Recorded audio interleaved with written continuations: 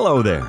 This is Bill Hemberger, welcoming you once again to the Old Pros Radio Hour, where you are invited to relax and listen to original stories by our friends here in Laguna Woods, an active and creative retirement community in Southern California. Beware of humor. It can catch you unawares.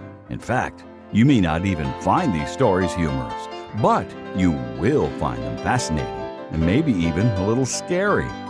Let your imagination take a sharp turn and listen to Jerry Schur and Jim Quigley read some of Jerry Schur's unusual stories. You will not forget them.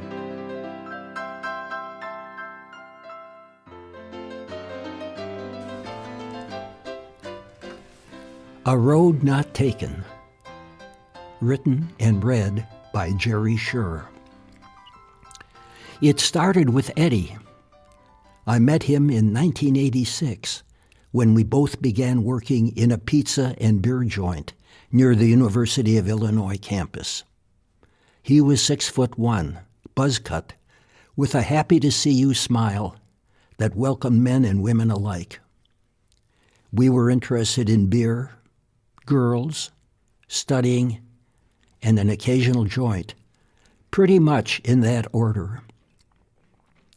Both seniors, we were thinking about our approaching graduation and the fact that neither of us had a job or even a clue as to what we would end up doing. We didn't talk about it much, but it was like a 400-pound gorilla in our dorm room. When spring break came, we were happy to get away from a deserted campus and head to Florida, South Beach, Miami. Of course, it wasn't the sunshine that attracted us. It was the girls. Eddie had a 10-year-old Pontiac, so he drove. I remember we listened to Madonna singing Crazy for You on the car radio. As we got south, we heard Johnny Cash and Loretta Lynn. Somewhere in the middle of Georgia, Eddie said he wanted to tell me something. "I've never told this to anyone," he said. "When I was a senior in high school, some of the jocks were holding a high-stake poker game. I went into the garage where my father kept some cash in an old can and took out $100. I went to the poker game and came back with $400. I put the 100 back in the can and never told anyone." "That was lame, Eddie," I said. "What if you'd lost it all?" "I never thought of that," he said. Soon after we arrived, we teamed up with 2 gals from Drake. That's a college in Iowa.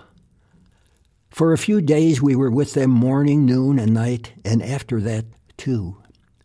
Then, on Wednesday, Eddie walked up to me with a shit-eating grin on his face, like he just won the lottery. He'd phoned his uncle, who lived in Miami. Uncle was going out of town on business for 2 weeks, so Eddie could use his boat. The 4 of us drove to the harbor early in the morning, picked up the keys at the gatehouse, and headed out into the great Atlantic Ocean. The boat was named I Made It. It was about 20 to 20 feet long with a tiny cabin and 4 beds. The engine was a monster. Once, when we were cruising and I was just standing looking back at the skyline, Eddie suddenly opened the throttle. The engine growled and the boat leaped forward, throwing me to the deck. We all laughed. It was one of the most glorious days of my life. The blue ocean was as flat as a living room carpet. The water smelled fresh, and that golden beach ball in the sky was hot and friendly. The beer was cold, and the girls were happy. Perfect. When we docked, I noticed a cocoa-skinned guy in a red Hawaiian shirt who seemed to be staring at us, but it didn't seem important. We took the girls to their motel to shower and dress, and later the 4 of us headed out to do the town. About midnight, we were sitting in a bar on the waterfront when the guy in the Hawaiian shirt came over and said he wanted to talk to Eddie and me. I didn't want to go, but Eddie tugged my arm, and we went around to the side of the building, away from the street. "How would you like to make a little money?" he asked. He had a south-of-the-border accent. I stared at him, but Eddie said, "How much?" $20,000, the guy said. This time it was my turn to tug Eddie's arm, but he shook me off. "What do we have to do for that?" Eddie asked. "Nothing," he said. "You just take a little ride in that beautiful boat you have. Go out, pick up a package, come back. It's easy." "This is crazy, Eddie," I said. "Let's get out of here." But Eddie shook his head, said he wanted to think about it. He told the guy, "I'll call you. What's your number?" Hawaiian Shirt replied that we didn't need his number. He knew where we were staying and he'd call us. Then he walked away. I gave Eddie every argument I could think of to convince him not to even toy with the idea. The package we were to pick up might be a live criminal. Most likely drugs. Whatever, it was clearly illegal. The cops or the feds or whoever could seize his uncle's boat. We could go to prison. Or Mr. Hawaiian Shirt might not pay us. He might even kill us. It was like talking to the ocean. Eddie just smiled and said nothing. Later, it must have been 2 or 3 a.m., Eddie got the call. He hardly said anything, just, "Okay." Then he listened a lot. When he hung up, he looked at me. He wasn't smiling. He just said, "Are you with me or not?" When I didn't answer, he went to sleep. The next day, we didn't talk much. The girls noticed that I was in a glum mood, but Eddie was his usual self. I was afraid for Eddie, and afraid that the cops might think I was his partner. We drove the girls out to the airport that evening, and then Eddie took off. I went to the train station and got a ticket home. I didn't see Eddie after that. He didn't show up at work. Never called the boss. Just didn't show. He never went to any classes either. I was sore at him, but I was also worried. With every day that passed and no word from him, I got more concerned. Was he in jail? Was he dead? I went to the university library on Gregory Street to read the Miami papers, but found no mention of him or the boat or any relevant news. None of the other fellows had heard from him. I didn't want to call his parents, but after 3 weeks, I asked a girl from his hometown if she knew anything about him. She said the whole town was talking because he had inherited a lot of money and bought a factory. One other thing. A couple of years ago, the alumni paper had an article about him. He owned some businesses, was a pillar of the community, and had contributed $1 million to build a community center in his hometown. I'm the manager of the bulb department at a Home Depot store. It's not challenging, but it's a good job. Every time I hear Madonna, I think of driving through Georgia, listening to her. I often wonder if I made the right decision back in Florida. But you can't erase yesterday. We're on the road again. We're on the road again. No Pancakes by Jerry Schur. No thank you, I said to the hostess for the monthly brunch in my new apartment building. I never eat pancakes. "Oh, everybody loves pancakes. I'll get you some," she said. I quickly left and went back to my apartment. I turned off the lights, closed the blinds, sat down, and felt memories boiling up inside me. Memories I could no longer exile to the far recesses of my mind. I first saw Rose when we were both high school juniors. She was a pom-pom girl, and I thought her dancing at a football game was more graceful than any ballerina's. She had round, brown eyes and long, dark brown hair. She radiated energy like a spinning top. On our second date, I clipped a rose from a neighbor's garden and gave it to her. At the homecoming ball, we danced to "Sweet Dreams Are Made of This" by the Eurythmics. It was a Hollywood song and dance romance. Then we married, both 19 years old. We rented a one-bedroom apartment, not quite on the wrong side of the tracks. There was a noisy refrigerator that bumped when it was cooling, and the temperamental space heater worked when it felt like it. I found a job in a garage. Rose worked in a 7-Eleven. Thankfully, we never had children. On our first anniversary, I gave her a dozen red roses. The cost consumed our entertainment budget for 1 month, but we didn't mind. We were afloat on a sea of love. Over time, our marriage slid down the slope from passion to boredom to indifference to annoyance. 2 years before it was time for my 7-year itch, I was working in an office. Rose didn't want to come to the Christmas party, so I went alone.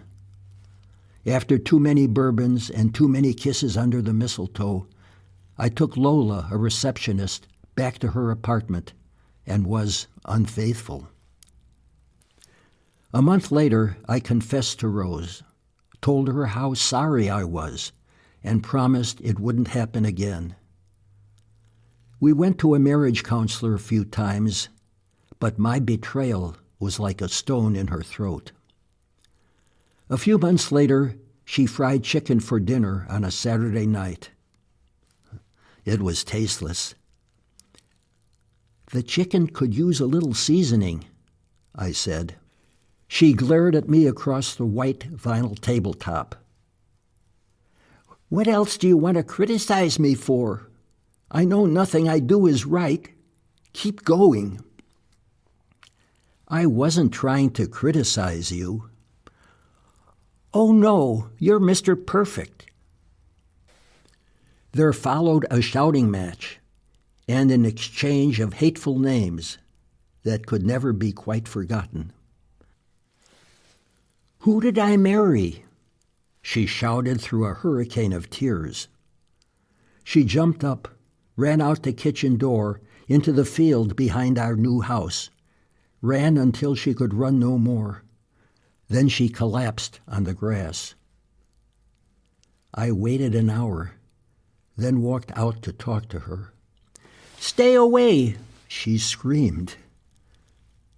I sat in the kitchen until midnight. Then I lay down on the couch and tried to sleep. Sometime during the night, I heard her come in and go up to our bedroom. Then came 2 weeks of silence. No spoken word, but maybe a note. "Your boss called," or "the faucet in the basement is leaking." Then one night she said, "You can sleep in our room if you want."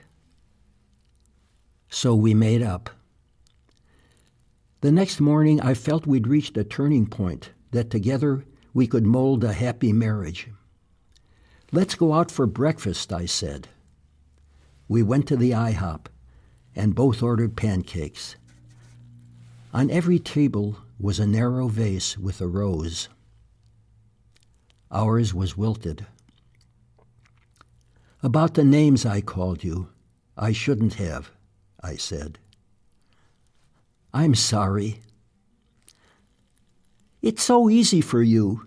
You cause me pain, and then you apologize and think that wipes the slate clean. What do you want me to do? Get down on my hands and knees? You hate me, she said. At that moment, it was true. The waiter put our plates on the table. The yellow butter was melting on the golden brown pancakes. Neither of us took a bite. Neither of us said anything.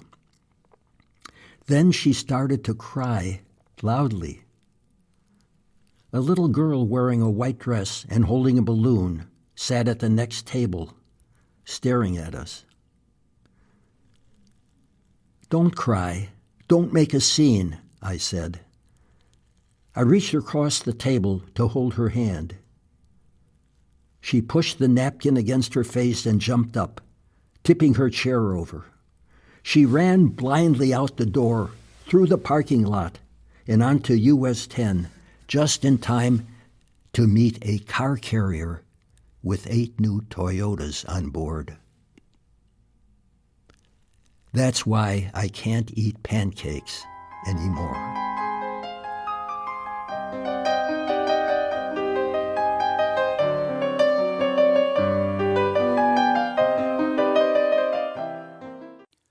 My Perfect Meal, written by Jerry Schur, read by Jim Quigley.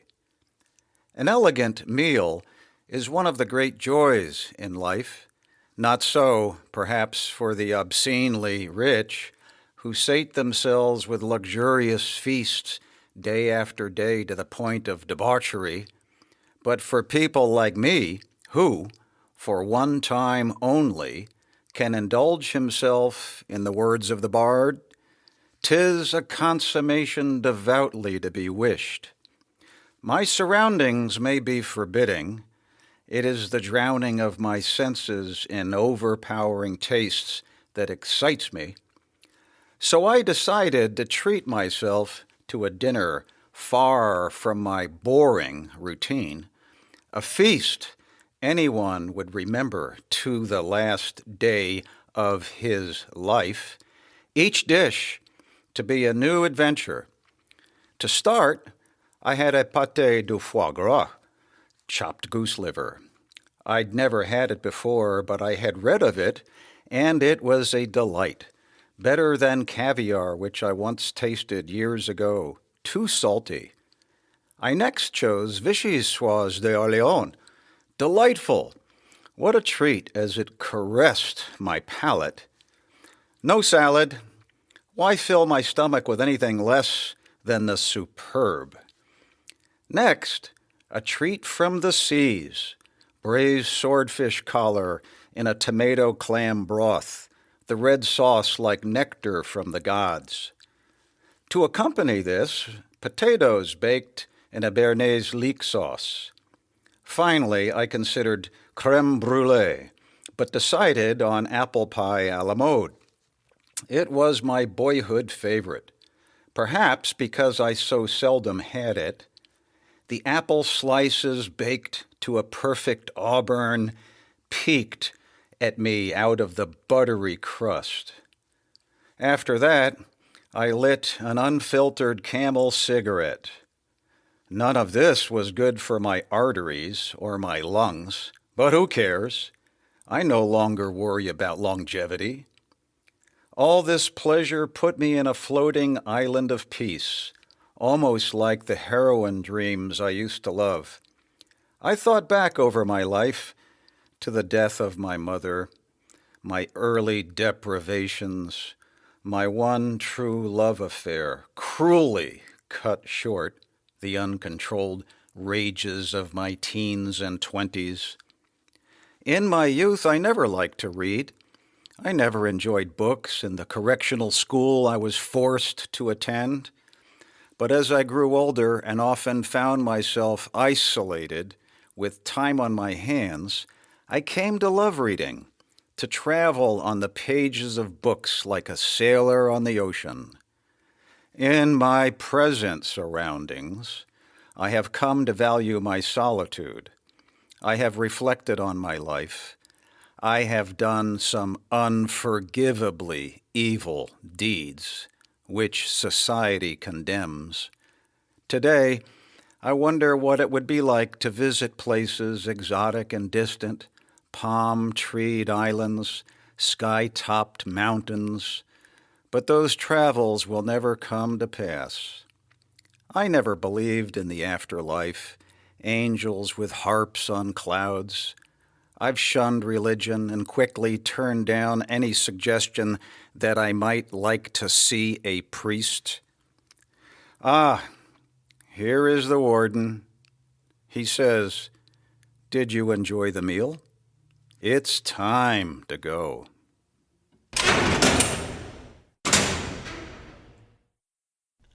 They're here. They're here. Written and read by Jerry Schur. When did it start? I guess about 3 weeks after we moved into our new retirement home. It wasn't a new home, 40 years old, but new for us. 2 bedrooms and a 2-car garage, which gave us plenty of room for storage, since we only had 1 car. I was sitting in my easy chair in the living room when Ellie called me. "John, come here." She didn't say where here was, but I put down my Stephen King book, pushed out of my chair, and walked into the kitchen. Ellie said, "There," and pointed to 3 shiny purple ants. They were bigger than usual, almost the size of a housefly. "I will not have ants in my kitchen." I tore a paper towel off the roll, squashed the ants, and put the towel in the trash basket. "There," I said. "Don't worry." "We had ants in North Carolina when I was growing up, John. I hate ants, especially in my kitchen. These are different, but ants are ants." She was shaking her head no. "I took care of it," I said, but she kept shaking her head.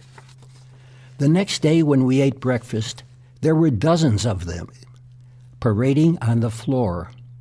I paper toweled them. Ellie said, "You must do something right now." So she sent me to the Home Depot. They had an assortment of brightly colored boxes, all promising to kill ants. I picked out 3 different boxes. Ellie told me exactly where to place the traps. That should do it, I thought. I don't know if ants can see or smell or read minds, but these ants traipsed right past my traps. The next morning, there were maybe 4 dead ants, many more scurrying on the floor, the wall, the counter. For 15 minutes, we squashed ants, but no sooner did we think we'd kill them all when more came. It reminded me of an old joke. I told Ellie, a guy killed an ant, and his whole family came to the funeral. Ellie was in no mood for humor. She said, "I can't stand this. You must do something." I called the homeowners association and told them it was an emergency. 5 hours later, the guy from the association came over. "They're big," he said, "and a funny color. I'll spray all around the house, and they should be gone in a day or 2. He was wrong. It became a routine. First thing in the morning, for 15 minutes, we would crush ants with paper towels, our shoes, or our hands. Then again before lunch and dinner. The ants kept striding around as if they owned the place. I told Ellie it would get better. She told me to do something in a high-pitched voice, not quite a scream. A couple of times I caught her crying. I opened the phone book and called the company with the biggest ad under pest control. A man in a neatly pressed blue uniform came over. His name was on the shirt, Lopez. "These ants are big," he said. "And a funny color. I've never seen any like this before. Don't worry, I'll spray, especially outside your kitchen." "They already sprayed," I told him.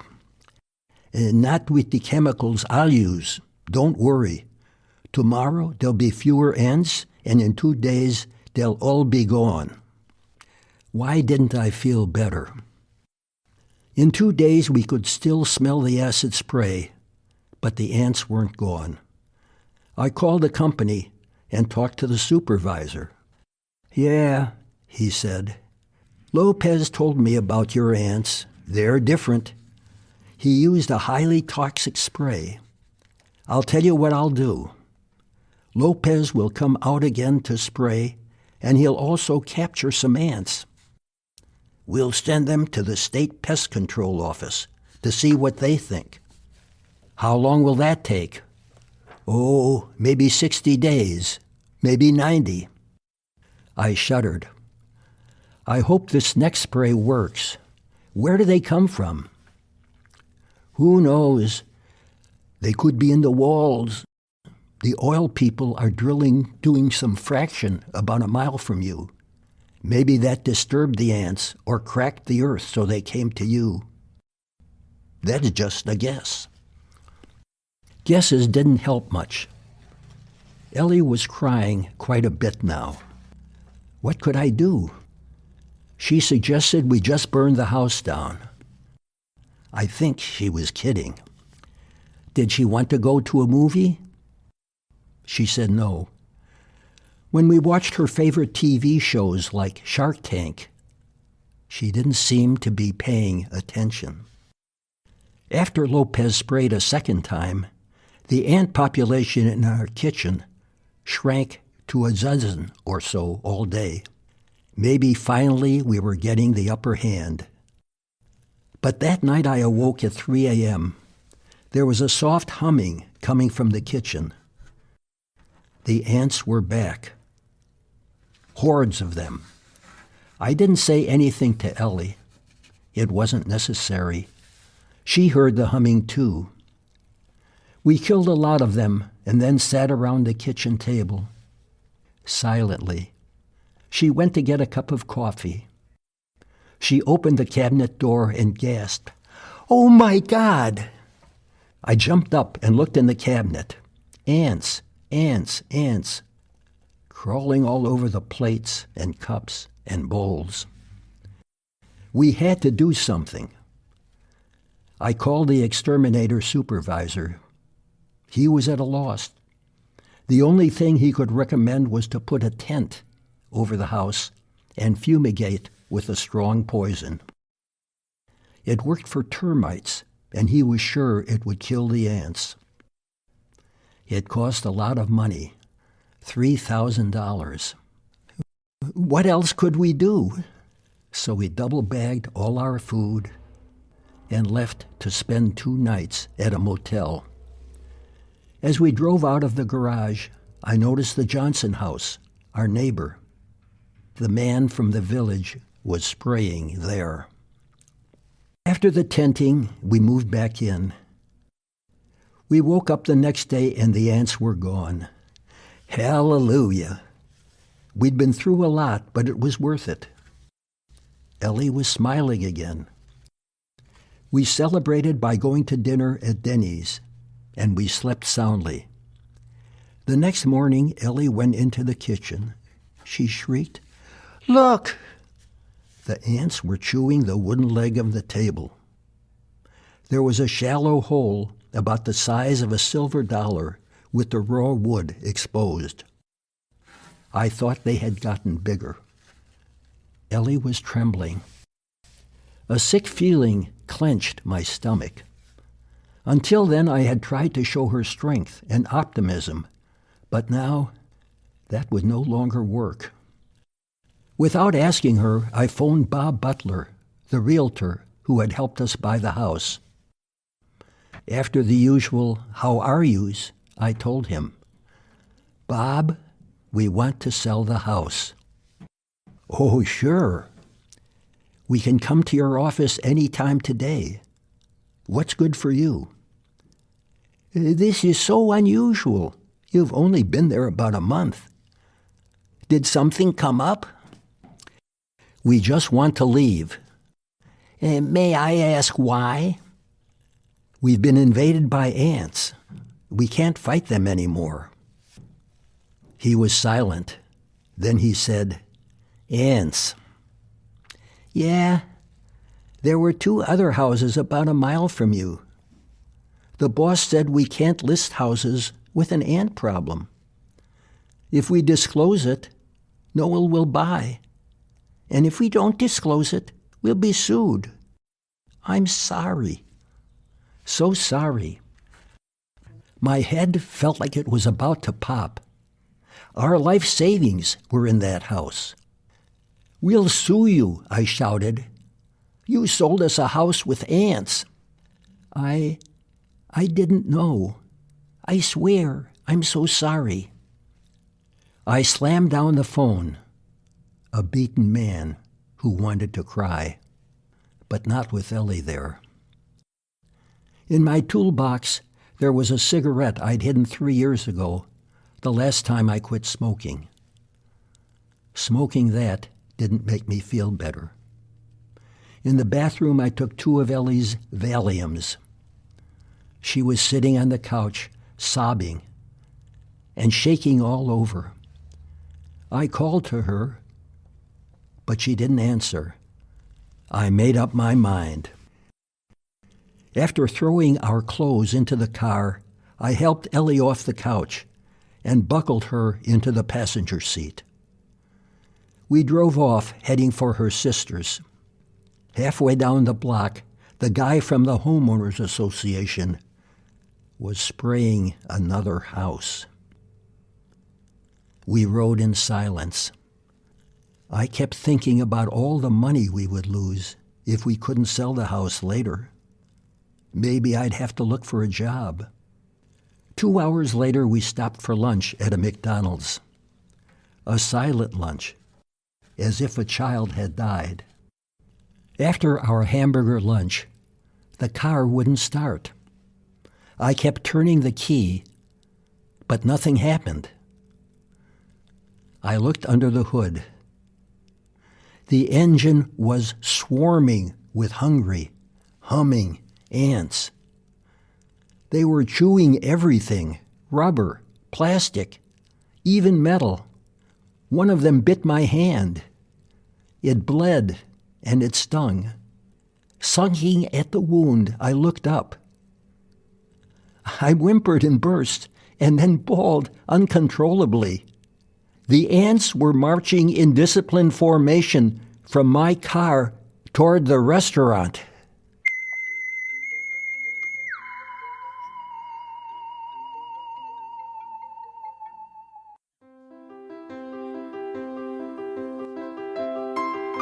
We hope you enjoyed these stories and invite you to come join us again next time on our next podcast.